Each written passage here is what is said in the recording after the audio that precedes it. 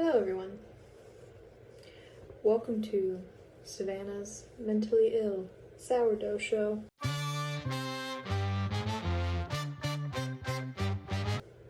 Brought to you by the need to increase my Lexapro dose. Just kidding. I have somehow convinced several, not just one, not just two, actually it is just two of my friends to start making sourdough. And I recognize that it's not the easiest thing in the world to figure out. There's a lot of terms. People make it way more complicated than it needs to be, because here's the thing. You know why sourdough was invented? Because people needed things to eat when it was hard to find things to eat, so they had to make the things to eat. So the beautiful thing about sourdough is it's pretty much self-sufficient. And you don't need a kitchen scale, I'll be honest, you don't. It takes a little bit more getting used to it. There's a bigger learning curve, but you can make it work. The first thing you need to make sourdough, your starter. May I introduce you to Dolly Parton? Isn't she beautiful? She's roughly the same age as my daughter, so she will be 7 months in a couple of days. So she's a new one, but she's doing well. She's pretty active. Now, could I let this rise just a little bit longer? Let it fart out some more beautiful yeast. I don't know the science behind sourdough. Yes, I could. I absolutely could. But in my experience, this is enough rise. This is probably about 1.5 cups of starter. I'm going to make an artisan loaf based on the recipe from farmhouseonboone.com. Not .org. Don't worry about it. The first step, again, you need some sourdough starter. You can make your own. We're not talking about how to source your sourdough starter right now. Just have some. Once you acquire some, buy some on the black market, eBay, Etsy. Weirdly, Etsy, you can buy sourdough starter from there, or you can look up a lot of videos on how to make it. Let me show you what an active sourdough starter looks like. Ooh, Okay, so see those bubbles? That is an active sourdough starter. Typically, like I said, you would want it to be maybe a little bit more active than this before you bake, but I'm on a time crunch, so here we go. Because I'm kind of a nerd, I print out the recipes that I like and I keep them in this very non-aesthetic binder that lives under my counter and remains covered in flour. I also reformat almost every recipe so that it is more easily understandable to my weird brain. So like I said, this recipe is adapted from the Farmhouse on Boone recipe. Very similar, basically all the same steps, except I cut this... No, I don't cut this recipe in half. Except I think I do a couple less stretch and folds. We'll get into terminology in a minute. But this is where we will start. I don't think you'll be able to read it. But if you want to try to read it, you can pause here and screenshot. Now, let's get into it. I was serious about not needing a kitchen scale for this because it's never going to be exact, because dough can be a little bit temperamental. If it's more humid one day, colder one day, you have to adjust. I got this one for $10 off of Amazon. It works great for recipes like this where it's literally 1, 2, 3, 4 ingredients, including your starter. It's just really fast. I'm going to take my handy dandy KitchenAid mixing bowl, put it on my scale, let that calibrate. If it doesn't calibrate down to 0, just clear it out. Well, there's some kind of function on the rebooting. I'm back. Ooh, okay. Here's a tip that I have. If you want to make sure that your sourdough starter is active, start your recipe out with whatever amount of water it's asking for. So this recipe is calling for 325 grams of water. I usually find that that's too much, like it's too wet of a dough. It's too much hydration. So I usually shoot for around 300 grams of water, which is about a cup of water. So we're going to do a cup of water.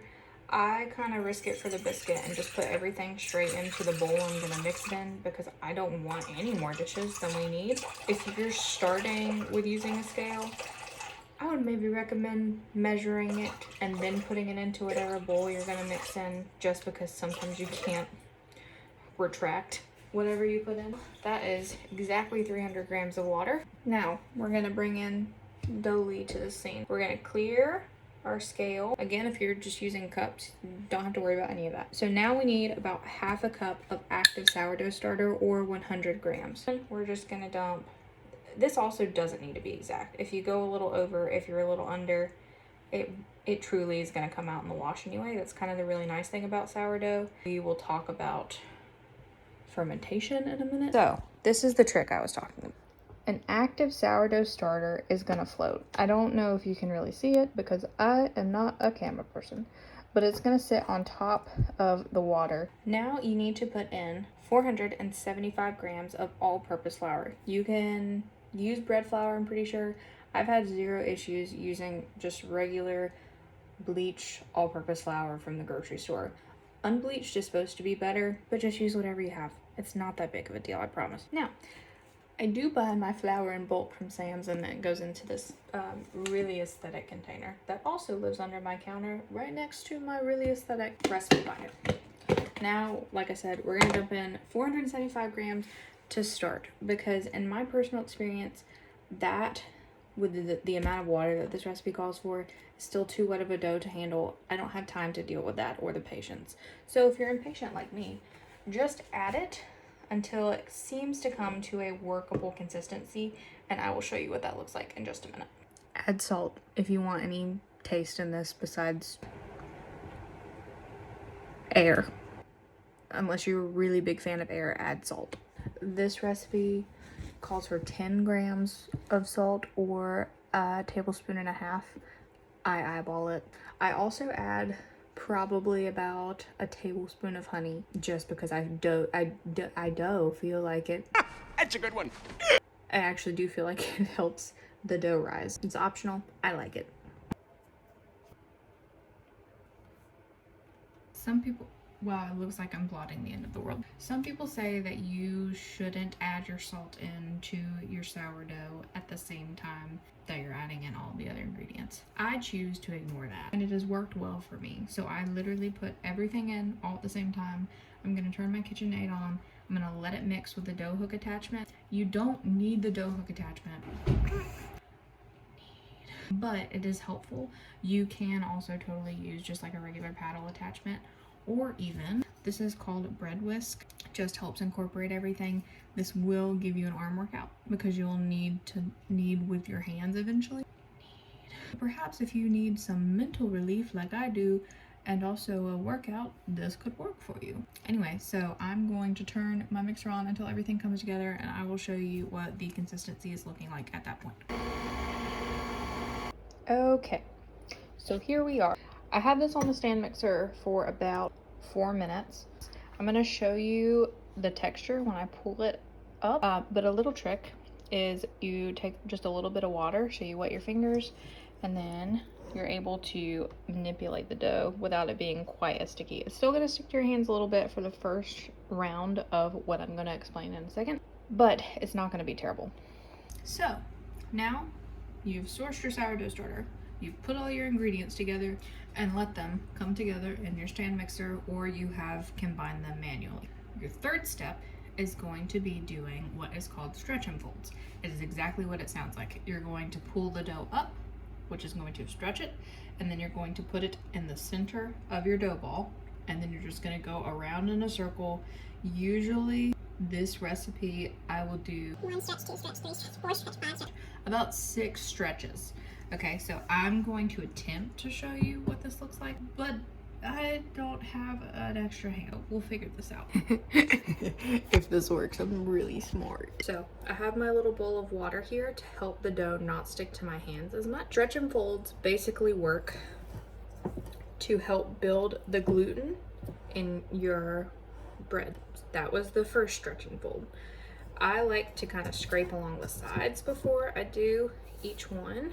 So this will be the second stretch and fold. We're just gonna pull up and then put it back in the middle. I'm gonna scrape the side down. I'm gonna get just a little bit more water. You don't want to use too much because it will like absorb into your dough. So that's the third one. Scrape, stretch, fold. 4, I think. So it's like 5 and 6. You don't have to do 6. That's just usually what makes me feel like I got a pretty decent coverage of the dough. But I like to go around the sides, push them up into the middle, and that is your first stretch and fold session. I think the thing that confuses a lot of people about the process of stretch and folds is the timing and how many rounds. What I just did was the first round of stretch and folds that you'll need to do. In total, for this recipe, you do 3. This first round, I did after I let it rest. I let the dough rest for probably about 20 minutes. After I mixed everything together, I need to do another set of stretch and folds in about 30 minutes. Also, in between these stretch and folds, a good way to keep your dough from drying out, because you don't want that, just put a plate on top. I learned that way too late in this process, and it has saved me a lot of washing slightly damp dish towels or using cling wrap or beeswax paper, whatever you use to like keep it somewhat airtight. Just use a plate, much faster. So we're going to do our second round of stretch and folds. This is now what it looks like after that set of stretch and folds. See, still just like a little sticky, not bad. I like to leave my bowl with the dough in it in a warm place. It doesn't need to be any warmer than room temperature, but typically the warmest place in my kitchen is on my oven. I think it's because this light is usually on and it's a little bit warm. So we'll leave this here for another 30 minutes. I'm not coming back because I'm tired. You got your sourdough starter. You mix all your ingredients together. You have now done your stretch and folds. This needs to sit after you do your last round of stretch and folds for between 10 and 12 hours, which is again why I like to, actually I haven't said this, this is just the first time. I like to make my bread dough at night. So then while I'm sleeping, it's just sitting on the counter, fermenting overnight, and it will be ready to shape and then bake in the morning. If you don't want to bake this tomorrow and you want to do a longer fermentation, just pop it in the fridge. So instead of leaving it out on the counter after you've done all your stretch and folds, put it in the fridge. You can leave it in there for a couple days and it's usually fine without it going beyond the point of being able to make this kind of dough with it, or this kind of bread with it. She has risen. So now that our bread has been sitting for about 12 hours, we're going to flour our work surface and turn out the dough. It has been raining all night, so I'm going to use a lot of flour on my board, and I will show you how I shape the bread now. Okay, when I said a lot of flour, I meant a lot because she is seriously damp. The thing about sourdough is if it's a little bit too damp when you're working with it, you can add flour to your board. You can do the water on your hands trick, whatever you need to do. I like to kind of knead it one more good time, get it into the general shape we're going for.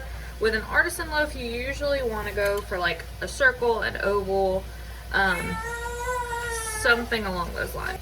So once I get it into roughly the correct shape, the way that you really want to get tension, so like having a nice firm top, is you're going to take it, your hands like this, scoop it around the side, and go kind of in like a half circle motion. So then we're going to pull her up here, and you're just going to do that until it seems like it's pretty smooth on top.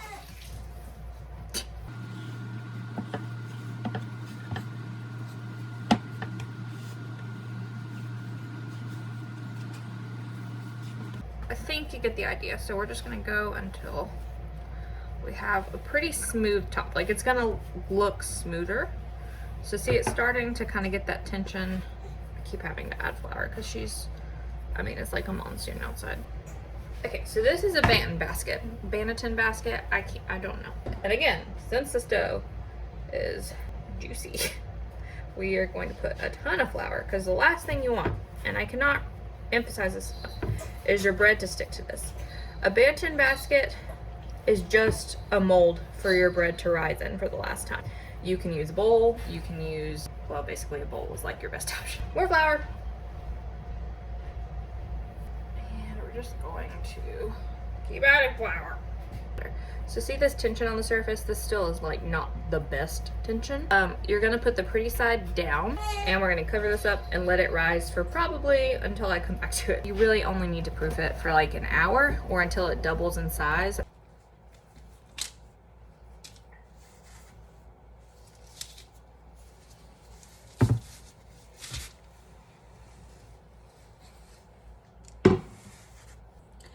If you want a clean line for your designs, add a little bit extra flour to the top and it will pop a little bit more. I put a piece of parchment paper down. Now I'm gonna use this tiny, pretty dull razor blade that you use to make designs in your bread. So you're just gonna give your first line, it's called a relief line. Basically you put it on the side, and this is not the sharpest one, so I may need to turn it, but you put this on the side so that it has a little bit extra room to expand and have a better texture on the inside.